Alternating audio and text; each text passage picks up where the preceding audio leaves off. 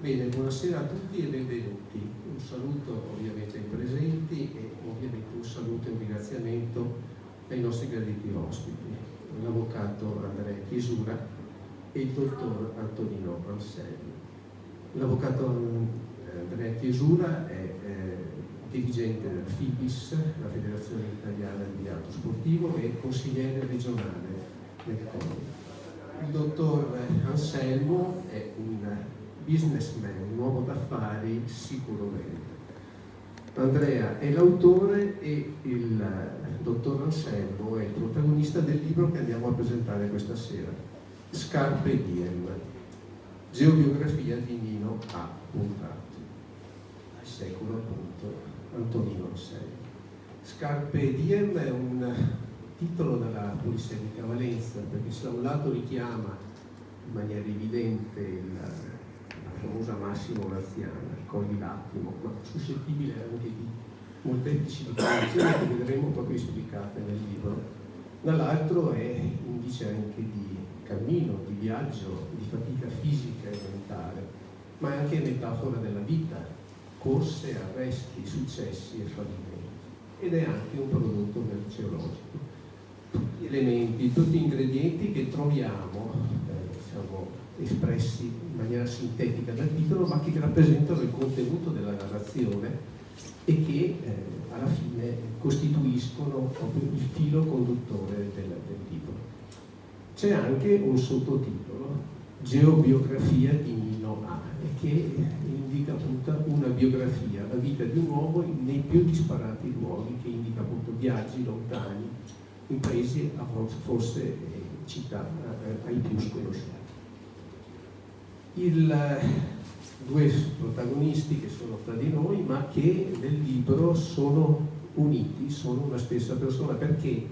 Perché l'autore, Andrea, ricorre alla prima persona. È Antonino che si racconta attraverso la penna di Andrea, quindi una prima sovrapposizione di piani normativi, di piani narrativi, anche se in certi momenti Andrea si smarca e assume il ruolo di protagonista. Ecco, la prima domanda che mi sento di porre appunto ad Andrea quindi era questa: come nasce l'idea di questo libro e perché questa scelta stilistica della prima persona? Buonasera a tutti, grazie alla Fondazione Casciamarca intanto per l'invito. Quando sono stato invitato dal dottor Capraro a presentare il libro nell'ambito dei giovedì della cultura, mi ha fatto un po' specie, cioè affiancare il mio nome ai giovedì della cultura, soprattutto dopo aver visto i relatori che ogni settimana si alternano in varie conferenze di livello davvero alto. L'idea non di questo libro, ma l'idea di scrivere un libro mi è nata un giorno del 2015, quando sono entrato in una libreria di Conegliano, io sono di Conegliano, e ho visto in bella mostra un libro scritto da una persona che io conoscevo molto bene e che io ritenevo, almeno all'epoca, perché non vedevo da 30 anni, totalmente inadatta a scrivere. E questa è stata la molla che mi ha fatto dire: beh, se ha scritto un libro questo signore, allora devo farcelo anch'io. E quindi mi sono promesso di scrivere un libro entro i 50 anni, quindi entro il 5 settembre del 2020. Solo che il tempo passava, qualche idea di un qualche libro ce l'avevo, qualche bozza l'avevo buttata giù, quantomeno come traccia, ma un'idea veramente buona e originale che mi desse anche entusiasmo di scrivere questo benedetto libro non ce l'avevo. Quindi il tempo si assottigliava, il 50° si avvicinava e finalmente poi ho capito che la persona che poteva darmi la possibilità di scrivere un libro era Nino Anselmo. Di conseguenza a luglio del 2020 gli ho chiesto se lui sarebbe stato interessato che io scrivessi un libro sulla sua vita.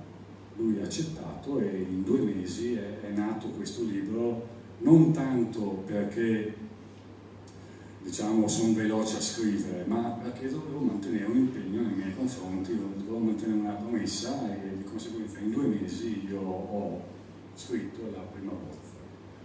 Questa è l'idea di fondo di questo libro, quindi è un'idea e un'esigenza personale. La scelta stilistica dipende dal fatto che io volevo sì scrivere la vita, raccontare la vita di Nino, gli episodi, le avventure di Nino, però volevo anche divertirmi, perché quando si scrive una biografia il rischio, soprattutto se la persona non è una persona famosa, Nino Anselmo non lo conosce nessuno ancora, quindi diciamo, non fa parte non è un personaggio pubblico, e quindi la cosa poteva anche passare un po' come una cosa noiosa. Invece il fatto di spuntare un po' come pupazzetto fra le pagine ogni tanto, in questa dissociazione, questa sovrapposizione di ruoli e dissociazione che traspare in qualche riga, giocando un po' con il lettore, è una cosa che poteva dare anche leggerezza al racconto e soprattutto mi faceva divertire, ecco. Mi faceva divertire, spuntare, fare righe qua e là, soprattutto pensando che questo libro fosse rivolto all'inizio a una cerchia di amici, vedere che gli amici, dalla possibilità agli amici di riconoscere Andrea Chiusura in qualche passo del libro. Le aree mosce che sono nel libro, le sentite, sono le mie. Il milanista che c'è nel libro sono io, l'avvocato che c'è nel libro sono io, quindi abbiamo giocato su questo doppio piano, su questo doppio binario. Grazie. Questa sovrapposizione non c'è nell'epilogo, anzi siete proprio disgiunti, sei tu che parli in prima persona. Volevo proprio capire l'epilogo, l'incontro, ci illustri come vi siete conosciuti, qual è stata l'occasione. Mi pare che in Galeotto fu proprio un biliardo. Sì, tu parli di epilogo sbagliando forse sul solo freudiano, esatto. Perché prologo. È un prologo, ma che è uguale all'epilogo come struttura, perché effettivamente sono i capitoli in cui si capisce o comunque si può capire che nel prologo si capisce chiaramente, nell'epilogo sono capitoli studiati e costruiti da me senza un racconto o senza riflessioni di Nino Anselmo, ma sono proprio io come autore che discorre del significato della vita, insomma, del destino nell'ultimo capitolo. Quanto al prologo, Galeotto fu il biliardo, l'hai già detto o lo diciamo? L'hai già detto, lo riprendo perché Galeotto fu il biliardo.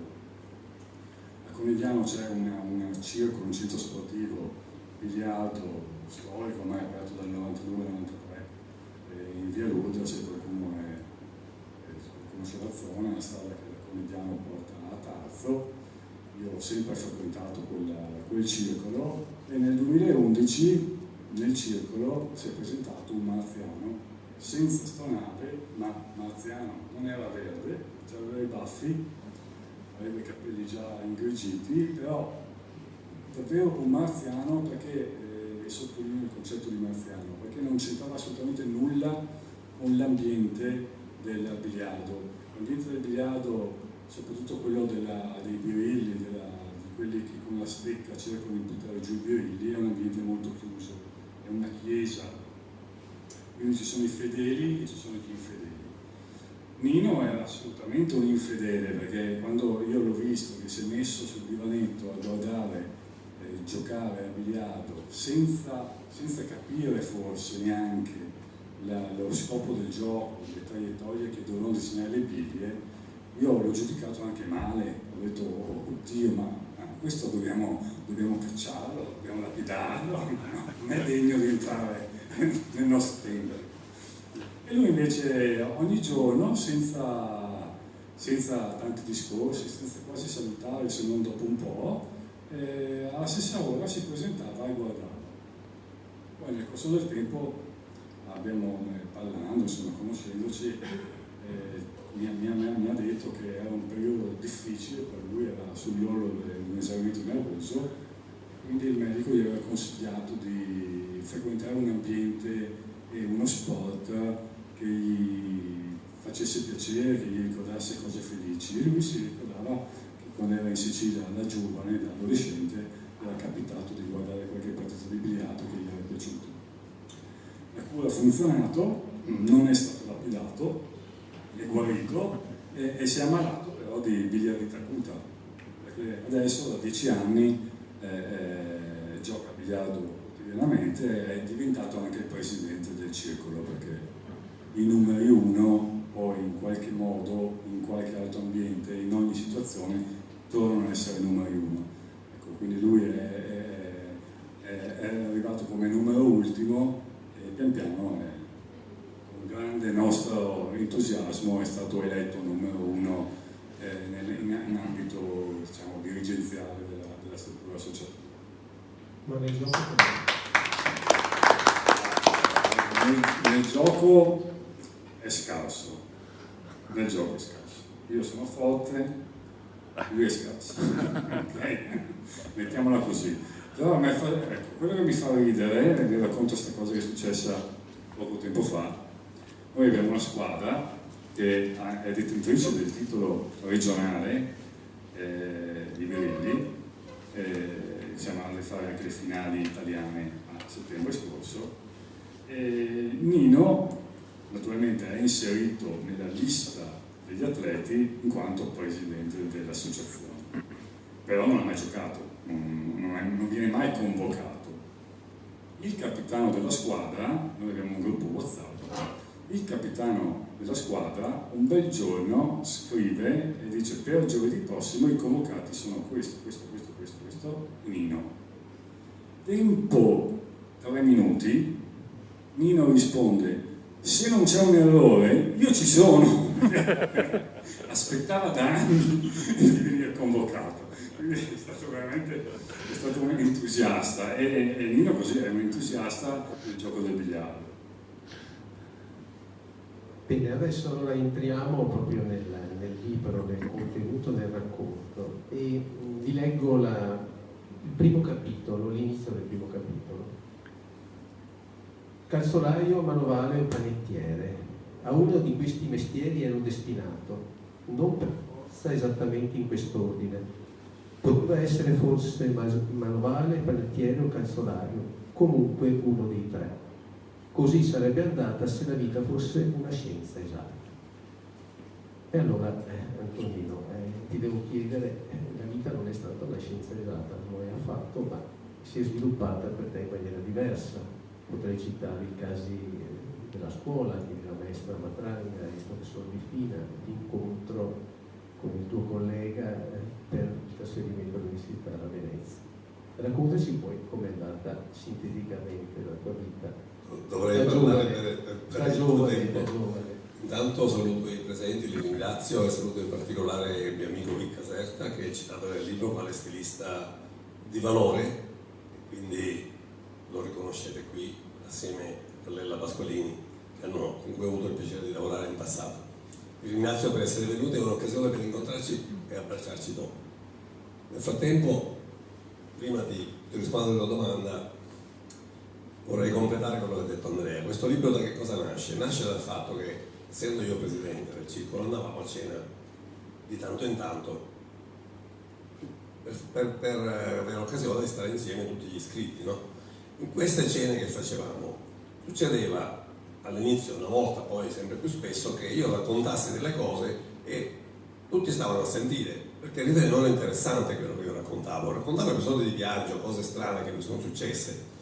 E quindi la gente stava attenta. Da qui l'idea ad Andrea di dire: ma io voglio scrivere questo libro, eccetera eccetera, le cose che racconta lui potrebbero essere interessanti. E allora un giorno mi ha chiamato così in disparte al circolo dietro la cucina e io pensavo che mi dovesse fare un rimprovero tecnico, perché siccome so benissimo di non giocare bene, ma sicuramente non, io vado al circolo per divertirmi, non per impegnarmi a diventare campione del mondo. Lui è prima categoria, io sono terzo. Però conoscendolo dico: mi farà un rimprovero. E invece non parlava di biliardo, ho detto: sai, quelle cose che tu racconti io le vorrei scrivere. Tu, ho detto subito sì, perché? Perché obiettivamente ho avuto una vita abbastanza, come vorrei dire, imprevedibile, con degli episodi strani, ho viaggiato moltissimo. E l'idea che uno, cioè io sono un grande lettore, ma più leggo più capisco che non sarei capace di scrivere. Il fatto che lui mi chiede di scrivere, io lo accetto immediatamente, perché in questo modo dico, vabbè, ci sono questi racconti che io ho fatto anche verbalmente ai miei parenti, lui scrive qualcosa, mi dà questo manoscritto, dopo manderò un PDF ai miei parenti, così, siccome ho 75 anni, prima o poi parlerò anch'io, dico, prima non ricordo ai miei parenti. Il fatto sta che lui ha scritto questo manoscritto, l'ha finito e dopo imprevedibilmente l'ha mandato a 2 o 3 case editrici e c'è stata questa casa editrice importante che è l'Albatros che gliel'ha pubblicato. Quindi tutto nasce così. Fatta questa precisazione, tu mi hai fatto una domanda più impegnativa prima, che significa la vita, come mai, come eccetera eccetera. Sì, ci siamo conosciuti più o meno un'ora fa e abbiamo avuto modo di fare certi discorsi. Per me la vita c'è chi è molto religioso, c'è chi crede, c'è chi è ateo.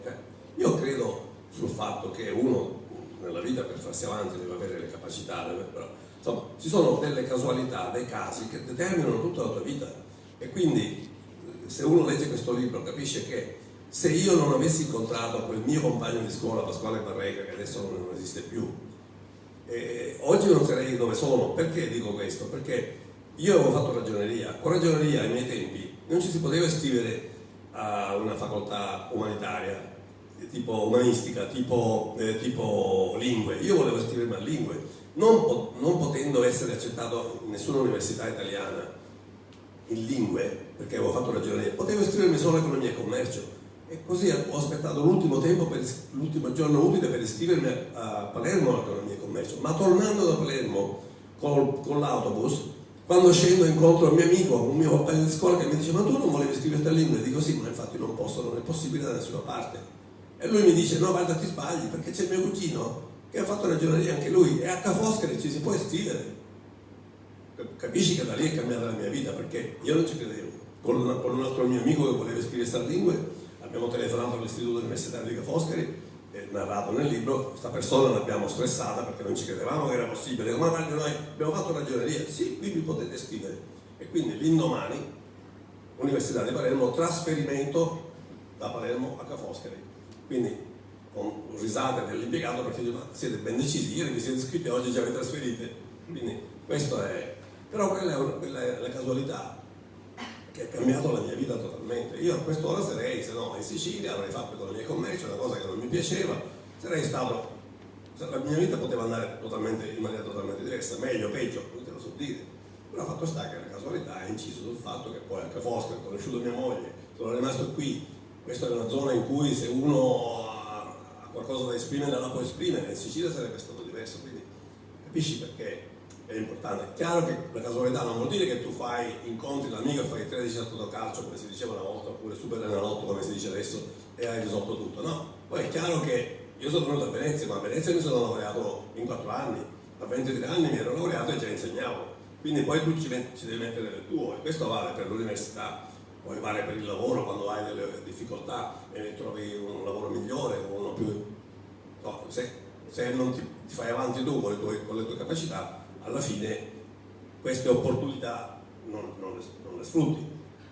Ti faccio l'esempio contrario: sono arrivato a Ca' Foscari, se non fossi andato avanti come tanti miei amici sarei tornato in Sicilia, perché non mi sarei mai laureato, ma io mi sono impegnato, ho studiato e ce l'ho fatta a laurearmi in 4 anni. Ti assicuro che quei tempi a Ca' Foscari non era facile, non per vantarmi, ma faceva scalpore il fatto che uno si laureasse in lingue in 4 anni. Quindi c'è questo mix di elementi, di casualità, di fortuna, chiamala come vuoi, ma ci devi mettere anche del tuo. Tornando un po' più alla tua domanda, questo poi è tutto il discorso anche delle capacità, quindi da una parte la casualità, dall'altra le capacità, perché si ricollega al discorso della scuola. Io avevo una famiglia che era una famiglia che adoravo, cioè una famiglia veramente, una bella famiglia, però come tutti a quei tempi eravamo poveri, anche la mia figlia era povera come gli altri, non di più, però era difficile a quei tempi. E il fatto che mi ha portato fuori da tutto cos'è stato? Perché a scuola ero bravo e allora quando i miei pensavano che finite le elementari finiva tutto lì, arrivava la maestra Madrang e diceva ma no signora, ma noi non abbiamo i mezzi, ma non si preoccupi, allora la borsa di studio e poi poi bisogna fare l'esame d'ammissione per le medie, perché a quei tempi per andare alla scuola media bisognava fare l'esame d'ammissione e allora bisognava preparare il ragazzo per fare. Ma allora l'amica la maestra Carolina, che lì non è neanche citata, Sabatina a mia mamma, dice a mia mamma non ti preoccupare, te lo preparo io e tu i soldi me ne dai quando puoi, e quindi ho fatto le medie, poi mi sono diplomato, però le medie basta. E il professore Di Fine interveniva, no signore, questo ragazzo è bravo, e quindi cosa facciamo? Ragioneria, anche se a me non piaceva, io preferivo materie umanistiche come ho detto prima, però ragioneria perché dopo ha un diploma e quindi può mettersi a lavorare. Però finito la ragioneria il comitato dei professori ha chiamato mia mamma e dice guardi che è meglio che lo mando all'università. Allora è stato tutto così, non è che era organizzato, ma una cosa tira l'altra. Quindi quando Andrea ha insistito nel libro su questo aspetto dei 3 mestieri, che è stato il leitmotiv del libro che comincia con questo discorso e poi lo porta avanti fino alla fine, è tutto vero. Basta. Non mi dilungo perché non parlo più. Allora Andrea, tu mi hai detto prima in privato che la scorta dei whisky, il capitolo dedicato al Marzotto, ti è particolarmente caro. Sei legato a questo capitolo, mi spieghi perché? Sono legato al whisky, dici? No. No, sono affezionato a questo capitolo perché è il primo capitolo che ho scritto. Io non ho scritto seguendo poi l'ordine che è stato seguito nel libro. Il primo capitolo in cui mi sono cimentato è stato appunto la scorta di whisky, questa avventura di Nino ad Marzotto, e questo capitolo mi ha dato la convinzione effettivamente di poter essere in grado di scrivere un libro, perché prima avevo sta voglia di sta smania di scrivere un libro, ma dopo bisogna anche mettersi sulla carta e capire se effettivamente la carta da bianca inizia a colorarsi di nero oppure resta bianca, come succede spesso. Mi sono accorto che con grande facilità sarà stato appunto il racconto in sé e sarà stata la voglia di riuscire a esaudire il mio desiderio, sta di fatto che quel capitolo di getto un giorno l'ho scritto già perfetto di suo, insomma, nella sua perfezione secondo me, e ho detto beh allora si può fare, come diceva qualcuno, Frankenstein Junior, si può fare. E per questo fondamentalmente che sono legato. Da quel capitolo, cioè una volta scritto quel capitolo, io ho capito che non avrei avuto problemi a scrivere la biografia di Nino, e l'avrei fatto anche in tempi rapidi, come poi è successo. Tutto nasce da là. Bene, Nino, abbiamo accennato alla Marzotto. Allora, il conte Marzotto e il dottor Guardamagna mi pare siano stati, che era il referente per l'area, diciamo, algerina, siano stati i tuoi mentori, Ci puoi dire quali sono stati i loro insegnamenti di base fondamentali per la tua carriera, per la tua attività? La Marzotto è stata la prima ditta in cui ho lavorato dopo aver dato le dimissioni alla scuola, un ambiente che mi piaceva molto perché avevo 23 anni e insegnavo, mi trovavo più con coetanei che non, soprattutto un anno insegnavo alle serali, quindi mi piaceva la scuola, però nel Veneto c'è anche questa aspettativa di voler sempre fare di più, di guadagnare di più, e quindi pur piacendomi la scuola ho fatto il salto, e la prima azienda nella quale sono andato a lavorare è stata la Marzotto. Ho risposto all'inserzione, mi hanno preso, eccetera eccetera. Sono stati il conte Pietro Marzotto e il dottor Guardamagna, chiaramente sono stati due personaggi importanti, perché sono capitati all'inizio della mia carriera nelle imprese, nella vita imprenditoriale. Il conte Pietro Marzotto era un personaggio notevole, nel senso che la Marzotto a Partagno, una ditta importantissima, una famiglia di provenienza antica per questo business, aveva delle difficoltà, e questo Pietro Marzotto, che era il figlio più giovane tra tutti, perché erano parecchi i figli, non so quanti, ma erano 6-7, era riuscito a tirarlo su, ed era un uomo di una certa capacità. Essendomi trovato a fare un viaggio in Algeria, per me era un onore parlare con questo, cioè, in Algeria andavamo poi per fare cosa? Per andare a parlare con il ministro dell'industria algerina. L'Algeria in quel momento era socialista, c'era Boumediene, quindi non c'era un'economia liberale, c'era l'economia di Stato, e la Marzotto aveva un accordo per impiantare delle fabbriche. Nel frattempo io, il Marzotto, lavoravo come responsabile del mercato algerino, quindi quello che l'Algeria comprava in quel momento ero io il corrispondente. Il fatto di dire vado in Algeria, il dottor Guardamagna, avendo fiducia nella mia capacità come direttore Export, mi manda in Algeria, arriva il Conte Pietro, per me è stato un impatto notevole, e parlando con un personaggio del genere, una delle cose la sera a cena che ho chiesto, dico: ma scusi, signor Conte, ma perché facciamo queste fabbriche qui in Algeria, che poi io non vedrò più i tessuti a questi, una volta che facciamo una fabbrica loro se li fanno da soli, e noi cosa vendiamo? Perché io, insomma, avevo quella preoccupazione, perché mi cadevo al mercato, nella mia ingenuità mi ha fatto capire: guardi, se non lo facciamo noi lo fa qualcun altro. E poi mi ha detto: vabbè, lei non segue i filati, pazienza, lei venderà meno, ma quello lei non segue i tessuti, quindi venderemo meno tessuti perché se li faranno loro, ma lei non segue i filati, quello che segue i filati venderà tanto di più. Quindi non solo comunque bisognava farlo perché se no lo faceva qualcun altro, ma poi avremmo venduto meno tessuti ma tanti più filati, perché i filati li dovevano ricevere da qualche parte. Quindi ho capito che insomma c'erano personaggi di vedute ampie, poi mi sono accorto di come era accolto il Conte Pietro. No, ma per me è stata un'esperienza notevole conoscere un personaggio che a quel tempo era un capitano di industria, uno importante a Padagno, dove tutto è Marzotto, era, adesso non so più, e Guardamagna era importante anche lui, perché io dipendevo da lui, era il mio boss, e quindi essendo il mio primo lavoro, facevo corrispondente estero, io parlavo le lingue, non avevo esperienze, è stato lui che mi ha valutato. Se non avesse avuto un'idea molto positiva di me, non mi avrebbe mandato ad accogliere Conte Pietro Marzotto in Algeria, a preparare il terreno sul mercato algerino, in una fiera, a incontrare personaggi tipo il presidente l'ex presidente dell'Algeria. Insomma, ho conosciuto questi personaggi e per me è stato importante conoscere questa prima esperienza. È chiaro che dopo ho conosciuto anche altri, ma come si dice, insomma, le prime cose, il primo amore non si scorda mai, quello è stato la cosa più saliente, anche se dopo per la mia carriera ho lasciato la Marzotto e ho fatto la mia strada andando in aziende dove guadagnavo di più e dove avanzavo con la mia carriera. Andrea, sono stato colpito dalla scelta dei titoli di alcuni capitoli, gran parte dei titoli.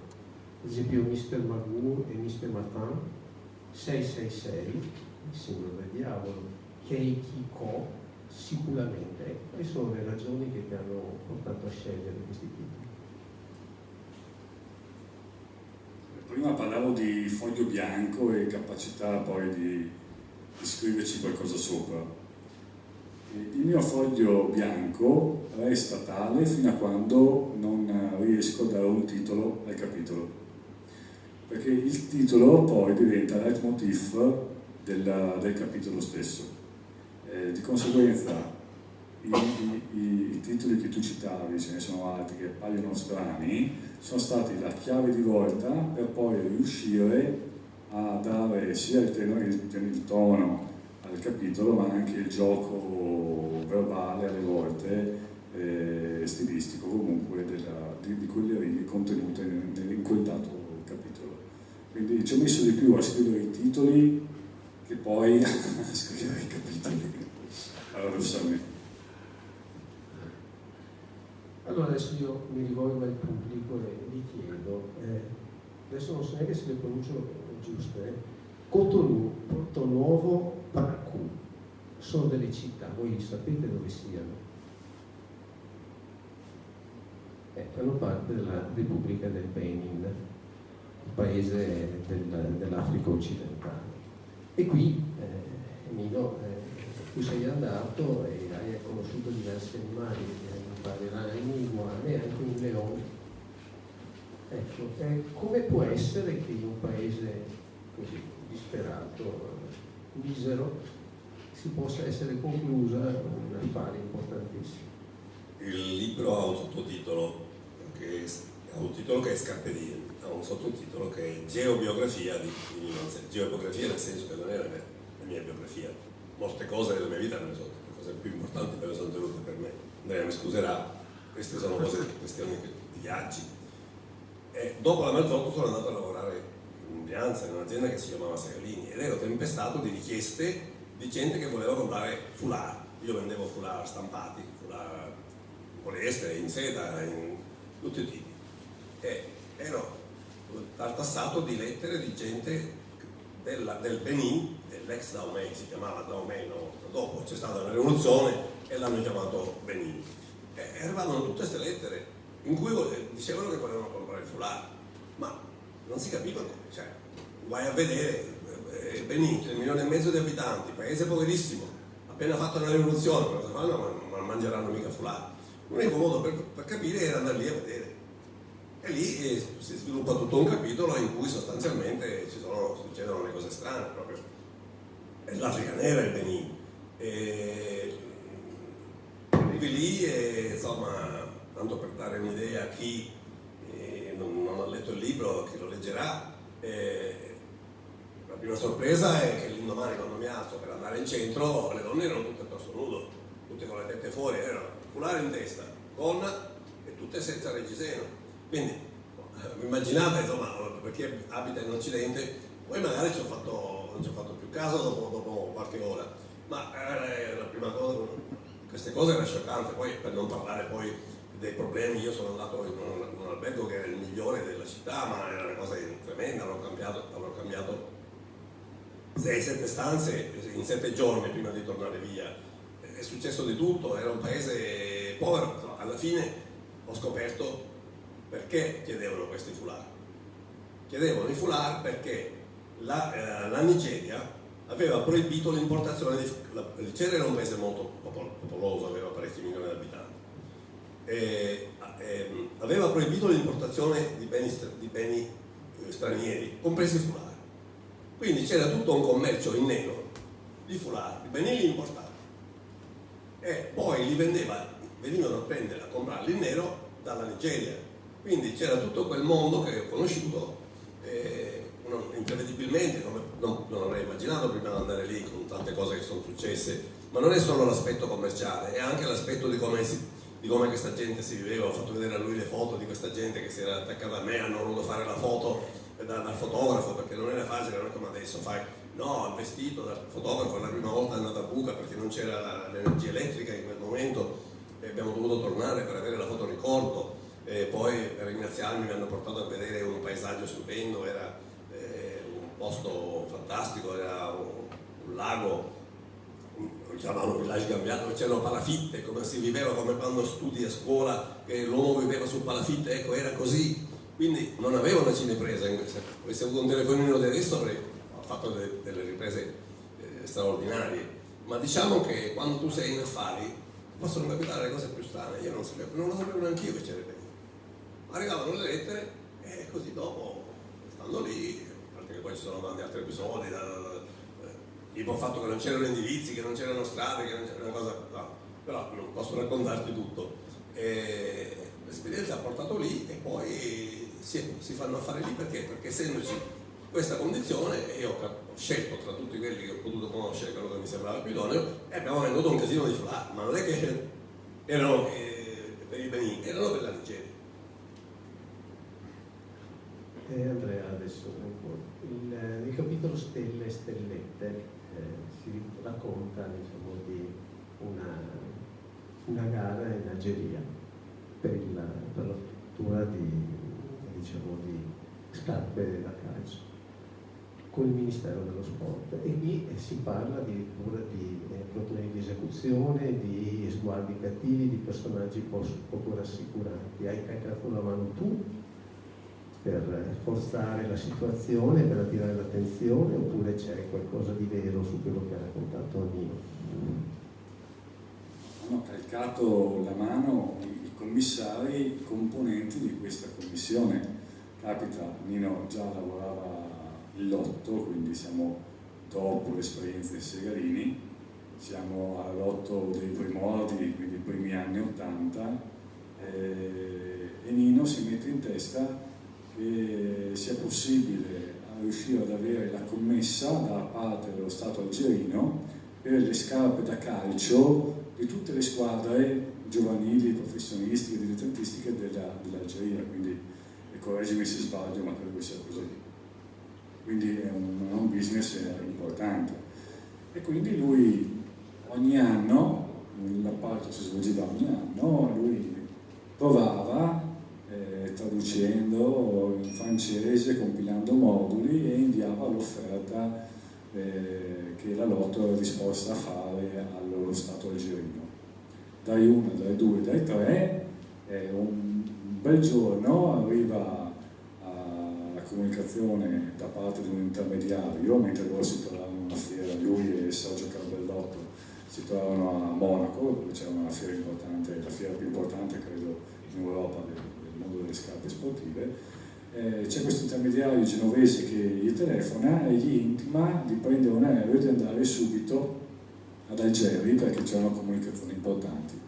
Quindi questi due signori prendono l'aereo, vanno giù e vengono sequestrati da questi signori in uniforme, appunto con stellette. Il capo della commissione aveva tante più stellette rispetto agli altri, e allora viene chiesto ogni giorno uno sconto del 30%, del 20% sul prezzo proposto, perché questi due personaggi, Nino e Sergio Caballotto, si guardano sempre più straniti dicendo: abbiamo fatto un'offerta, ci avete chiamato, noi pensavamo di venire qua a firmare il contratto, non a contattare ancora sulla nostra migliore offerta.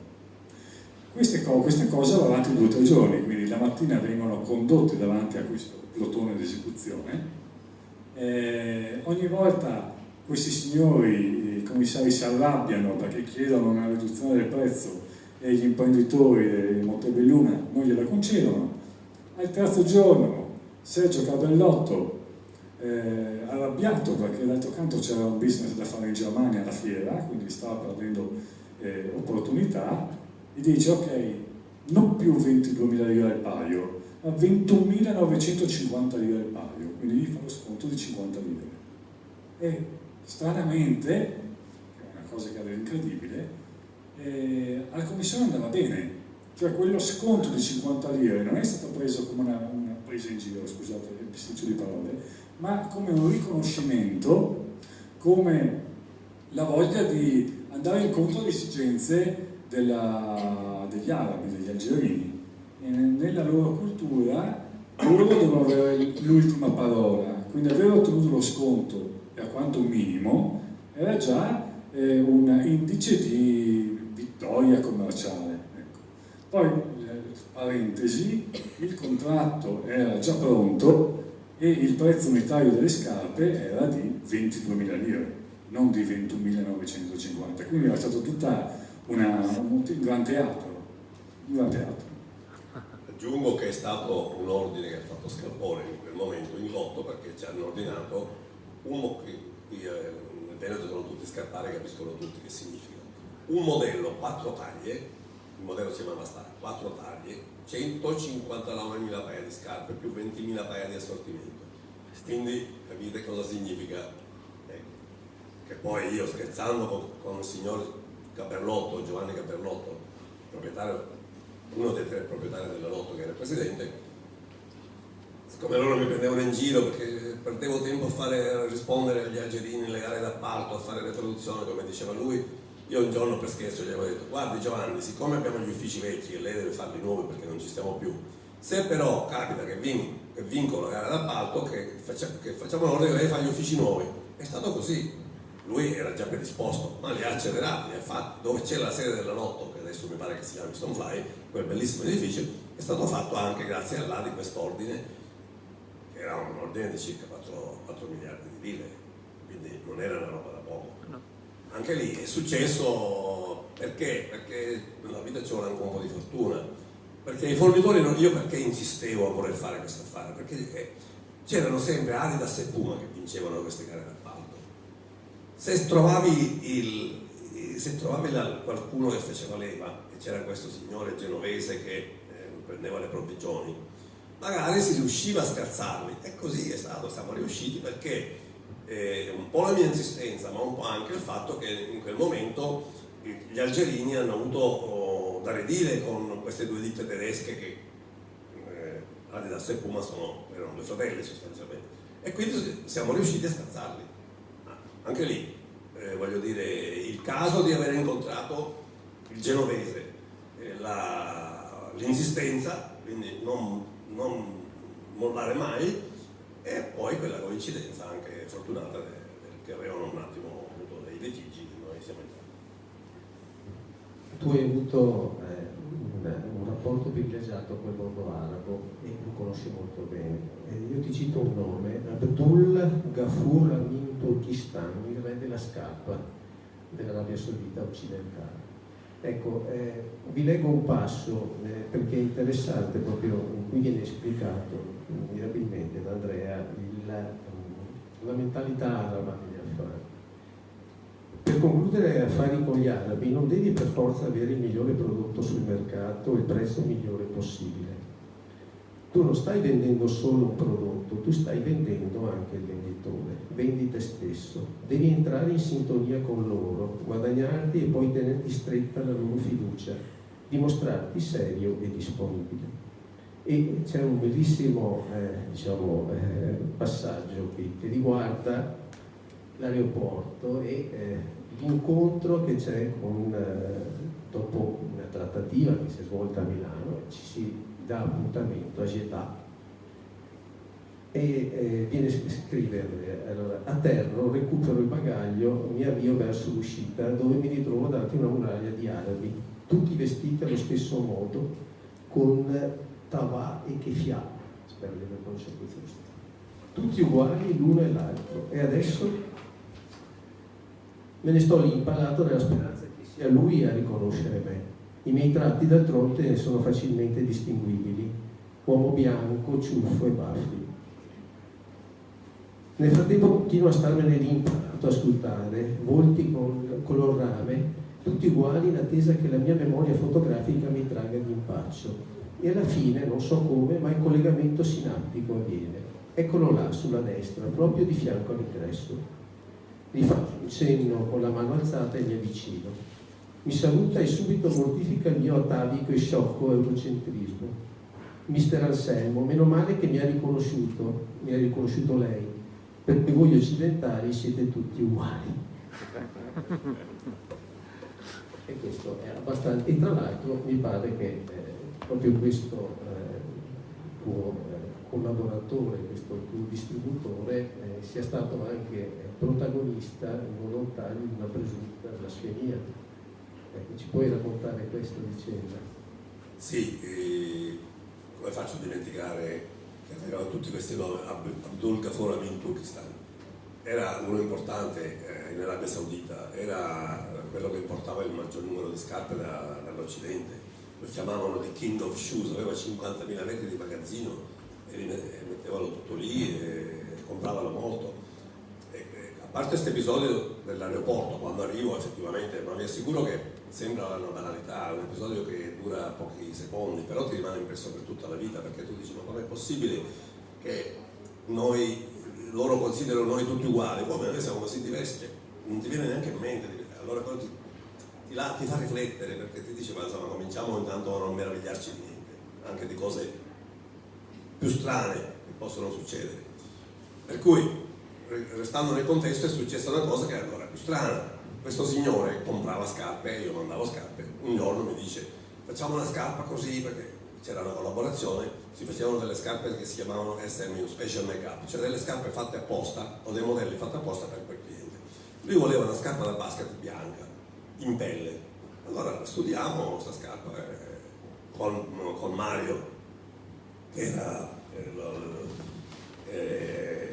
lavorava al prodotto, e facciamo questa scarpa, gli va bene, e lui ordina subito un container grande da 8.000 piedi, quindi o da 8.000 paia o da 40 piedi, 8.000 paia. Io vado in Arabia Saudita e per uno dei viaggi che facevo, perché spesso ci andavo, e in uno di questi viaggi mi trovo questo signore veramente depresso. E cosa succede? Tra l'altro era Ramadan, sono in albergo, la sera, prima di cena, lui mi viene a prendere, ho visto che era veramente tirato, dico, abbiamo un grosso problema. Ma quale problema? Dice, sai, il modello che abbiamo comprato, abbiamo battezzato Concorde. Cioè, a quel tempo c'era dei modelli Concorde, si mettevano dei nomi ai modelli, così. Concorde faceva figo. Mi stanno massacrando. Ma perché? Non funziona? No, va benissimo, tutto. E allora perché? Perché? E mi porta una fotocopia della scarpa, del battistrada. Se voi mettete una scarpa sulla fotocopiatrice, fate una fotocopia, viene fuori il disegno che c'è sotto in una scarpa di gomma. In una di sola è tutto liscio, ma in una di gomma, ecco, vede, qua c'è una bestemmia da là. E i miei concorrenti mi stanno massacrando perché questa scarpa io non la posso vendere, perché nel nostro mondo, leggendo tra questi ghirigori che formava il disegno del battistrada, si leggeva una bestemmia. Io ci ho creduto, sarà stato sicuramente così, non conosco l'arabo, e quindi questo era afflitto perché non sapeva come fare per risolvere il problema. Tornando al discorso degli arabi, io ho lavorato moltissimo, non solo in Arabia Saudita, in tutti i paesi arabi l'ho riempita di scarpelotto, sinceramente, ma perché io sono siciliano, alla mentalità, alla cultura araba ero abituato. E la collega mia che c'era in precedenza all'export erano donne, ma loro erano donne e non stringevano neanche la mano. Ecco perché in poco tempo il fatturato mio nei paesi arabi è salito prestigiosamente. Cosa succede nel contesto, parlando della scarpa? Che io, siccome era un modello semplice, io ho detto non si preoccupi, non c'è nessun problema. L'ho rivenduto da qualche parte in Messico, mi ricordo, mi pare in Sud America, me lo sono fatto mandare indietro, abbiamo cambiato suola, abbiamo prima verificato che non ci fosse nessuna bestemmia e abbiamo ricostruito quel modello con una sola diversa, con una sola simile ma con un battistrada diverso. Gli ho risolto il problema, quindi a uno così a cui risolve un problema del genere, veramente te lo leghi per tutta la vita, perché in quei paesi lì c'è una mentalità diversa, non vendi al tedesco, il tedesco arriva 5 minuti, caffè, come va, e dopo vuole cominciare a sapere le caratteristiche, il prezzo, fa su. Con loro bisogna parlare, conversare, dargli fiducia. Se tu dai fiducia, quando, come dice Andrea Ribo, tu vendi te stesso. Vendi te stesso significa che prima di tutto devi fargli capire che tu sei una persona seria, affidabile, e se dici qualcosa. Io perché ho avuto anche successo? Perché sono sempre stato credibile e affidabile nel mio lavoro, cioè anche se capitava nella discussione che c'era uno che mi diceva, un distributore, mia moglie è piaciuto quel paio, sì, io gli dicevo, glielo mando, io lo dovevo mandare, allora era incredibile, perché tanto io lo mando e poi non glielo mandavo, così, dimenticavano. Ma io anche un mio amico giù in Sicilia, che aveva un figlio a cui piacevano le pallone dell'Europa, gli ho detto, Claudio, era un compagno di scuola, ti mando, e gli ho mandato un pacco. Cioè questo si ricorda ancora, perché normalmente le persone dicono qualcosa e non lo fanno. In affari, se tu dici una roba la devi fare, anche se è una banalità, anche se non è dovuta, ma la devi fare. E quindi per quel mondo lì era facile, e onestamente quel tempo lì per la Lotto è stato... Io, scusa se cambio il discorso, ma vorrei ricordare qui un signore di Treviso, visto che siamo a Treviso, che per me è stato anche un personaggio importante, che era il commercialista della Lotto, era il dottor Camari, morto qualche anno fa, ma ancora la famiglia qui. Ecco, lui nell'ambito della Lotto era un grosso personaggio ed è stato uno che successivamente mi ha dato anche una mano nei rapporti con le banche, visto che qui siamo anche in un contesto ex Cassamarca, eccetera, eccetera. Quindi ho voluto ricordarlo perché siamo felici. Bene, Libia, anzi Libano, scusate. Siamo nel pieno della guerra civile, Antonino è lì per concludere degli affari, cosa che ovviamente non si realizzerà. E qui si inserisce una storiella. Ci sono due contadini musulmani che dopo ore ed ore di lavoro sotto il sole, spossati dal caldo e dalla fatica, si ritrovano sotto lo stesso albero per un momento di pausa. Se ne stanno lì seduti con la schiena appoggiata al tronco, a riposarsi un po' e a godersi la meritata frescura dell'ombra, quando sulla testa di uno dei due cade un grosso schito di uccello. Lo sfortunato, subito, senza neanche pulirsi, si inginocchia verso la Mecca e comincia a pregare. Grazie a Allah che tu sia lodato, grazie a Allah per questo dono, grazie a Allah. L'altro lo guarda interdetto e gli chiede: perché preghi? Cos'hai da ringraziare tanto Allah? Guarda che sei pieno di merda in testa. E l'altro gli risponde: ringrazio Allah perché le mucche non hanno le ali. Allora, questa è una storiella, ma calata nella realtà del Libano, della guerra civile, come potrebbe essere, come comentavamo prima, nell'Ucraina attuale. Ha un suo significato, no? E si ricollega per certi versi al famoso Carpe Diem, cui abbiamo fatto accenno all'inizio, cioè accontentarsi di quello che si ha e di vivere il momento che si ha, guardare il bicchiere mezzo pieno. Ci può illustrare questo aspetto? Sì, è semplice. Io sono andato in Libano perché avevo uno che importava, anche se il Libano aveva la guerra civile, cioè poi la vita per certi altri versi era in guerra civile, per certi versi la vita continua. Comunque in quel periodo c'era stata una tregua perché c'erano i contingenti italiano, americano, 4 contingenti che avevano sotto un certo punto di vista controllato Beirut e sembrava che tutto fosse tranquillo. Per cui mi hanno detto: puoi venire perché adesso è tutto tranquillo. Ma a quei tempi non era come adesso, nel frattempo le cose erano cambiate. Io avevo il biglietto, loro non sono riusciti ad avvertirmi. Quando sono arrivato giù la tregua non c'era più, anche se c'erano gli italiani, mi pare che fossero 82. E quindi mi sono trovato che invece di fare la visita al mio distributore, al signor Kassouf, che mi vendeva le scarpe in Libano, mi sono trovato in un albergo dove bombardavano dalla valle della Bekaa. Ma non è che sono andato in cerca, qualcuno dice: ma tu andavi a vendere anche quando c'era la guerra? Mica ero così cretino, non pensavo di andare a vendere, cioè se c'era la guerra sto a casa, non vado a vendere le scarpe. Ma è successo perché le cose sono andate in quel modo, perché non c'era possibilità di comunicazione, e quando sono arrivato lì ho dovuto andare a dormire in un campeggio perché bombardavano. Di notte sparavano, la prima notte ho dormito nell'albergo, poi sentivo questi rumori, sono venuti, è venuto il distributore con il suo amico, con Joseph, e mi hanno detto: guarda, è meglio andare fuori. Mi hanno portato in un camping, in un campeggio dove avevano una roulotte, e ho dovuto dormire lì. E allora uno come noi, occidentale, che arriva lì e vede che c'è quella situazione, mi portano in questo campeggio, c'è un guardiano, e io parlo, dico: scusa, ma siete, tra virgolette, siete un po' sfigati, mi dispiace. E questo era tranquillissimo, e per farmi capire che sbagliavo io mi hanno raccontato la barzelletta. Cioè, non è che è una cosa inventata. Qui nel libro di inventato non c'è niente, neanche mezza riga, è tutto vero. E allora lui, per farmi capire che ero io che sostanzialmente non capivo la situazione, mi ha detto: guarda, e mi ha raccontato questa barzelletta. Cioè, si può essere ottimisti anche nelle situazioni più difficili, per cui per lui, anche se c'era la guerra, il Libano era il miglior paese del mondo. Effettivamente lì, in campeggio si stava bene, in città non ci poteva andare perché bombardavano, ma in campeggio sono stato bene. Tanto è vero che non sapendo cosa fare ho imparato ad andare in surf, finché non ho trovato il primo aereo per tornare in Italia. Quindi c'è tutto un risvolto, insomma, che alla fine può essere così. Bene, il tempo purtroppo c'è il tiranno, e allora vengo all'epilogo, questa volta termine corretto, e leggo proprio l'ultima parte che riprende l'inizio.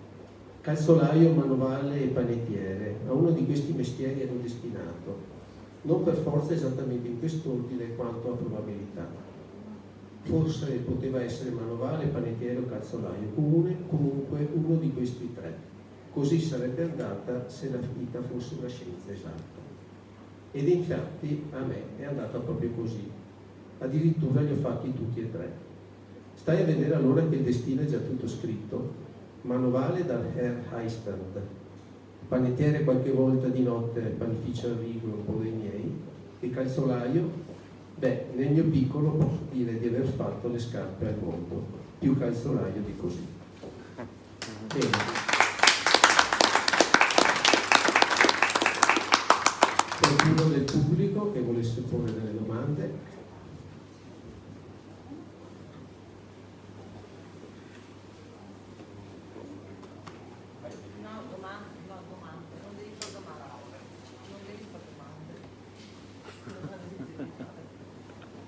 Vic Caserta viene stoppato. Vic è stato con me, è stato con me nel libro, c'è l'episodio che ci riguarda.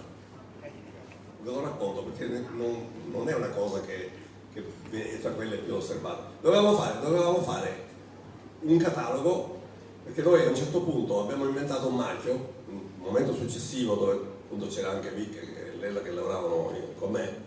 Avevamo inventato un marchio che si chiamava Cotao. Avevamo capito che era il momento di vendere queste ciabatte in fradito in fibra naturale.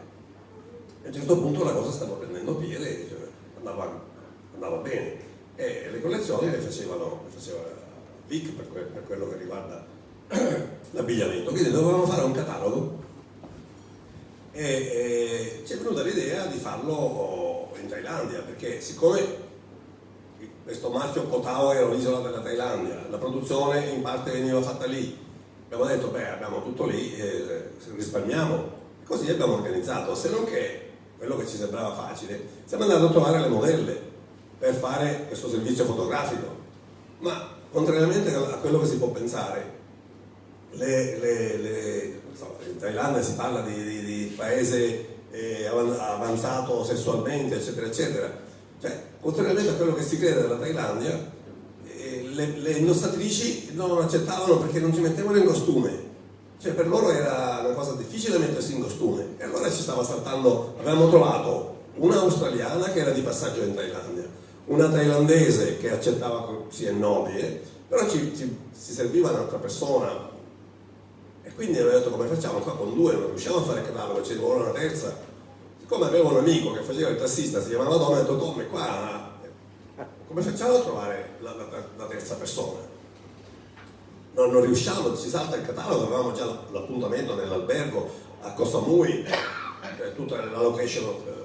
E allora questo mio amico, si chiamava Tom, mi dice purtroppo l'unico modo è magari prova a vedere se al centro massaggi, sapete benissimo che in Thailandia ci sono i centri di massaggio, body massage, tutta questa serie di wellness, come si chiama adesso, di spa, queste robe. Ma magari lì le ragazze sono un po' più aperte, magari prova lì. Infatti ci abbiamo, poi lui è tornato in albergo perché l'albergo era vicino a questo posto, io sono rimasto lì, ho chiamato come c'è. Nel frattempo passa una ragazza, mi sembrava quella giusta, l'ho chiamata, ho parlato, ho detto guarda noi siamo... ma questa non ci credeva. Allora, cosa ho detto? Guarda, dobbiamo andare a fare un catalogo.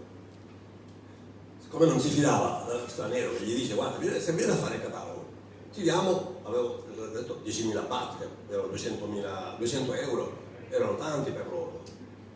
E questa era restia. Io ho detto guarda, facciamo così, noi abbiamo l'aereo, perché lì non avevamo l'aereo da andare da Bangkok a Koh Samui, c'era anche Vic, c'era anche, come si chiamava, quella che è adesso la piemontese lì, vabbè dai, quella che si occupava del catalogo. Stiamo diventando vecchi, lo so, non mi ricordo più. Vabbè. Comunque siamo tutti lì per fare questo catalogo, dipendeva da sta ragazza, viene, non viene. Io ho detto non verrà perché non si fida. Invece l'indomani gli avevo detto guarda, se tu vieni alle 10 dall'aeroporto compriamo il biglietto, noi siamo già lì. E questa invece si presenta alle 10.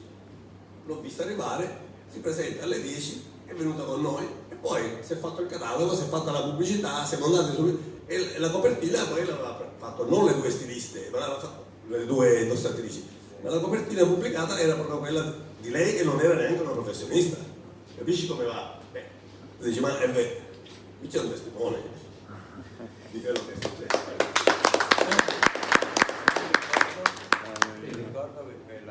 ragazza che... Annalisa si chiamava, Savio. Sì. Annalisa. La thailandese che abbiamo trovato per ultimo in quella situazione lì. Quando poi siamo andati via, lei si è messa a piangere, si è abbracciata, ha pianto e mi ha commosso moltissimo. Se pensi che sono ragazze di strada quasi, però aveva capito l'amore che gli abbiamo dato anche, no? Sì. Nel fare quel servizio lì e come l'abbiamo trattata. Abbiamo la foto di chiusura del servizio dove siamo tutti, io, tu, lei, le stiliste, ci sono anche i fotografi thailandesi, eccetera. E effettivamente lei pensava magari che fossero degli imbroglioni, aveva guadagnato bene e si era trovata in copertina, è stata notevole. Beh, è successo, non è che no, parlo. Lino, io vorrei farti presente e ricordarti che stasera alle 8:30 al circolo ci sarà un incontro di cartello della squadra che dovrà giocare contro i cugini di San Fiori sotto, e quindi tu non puoi continuare quando finiamo due atleti in prima fila che devono andare a prepararsi. Sì, però devo dirti la verità, siamo primi in classifica con un vantaggio sui secondi, quindi anche senza il loro apporto penso che vinceremo lo stesso la sicurezza. Però se ci vanno è meglio, perché se li distanziamo di più va benissimo. Bene, un libro divertentissimo, vi consiglio di leggerlo, se volete, qui in libreria è a disposizione. Grazie a tutti e alla prossima.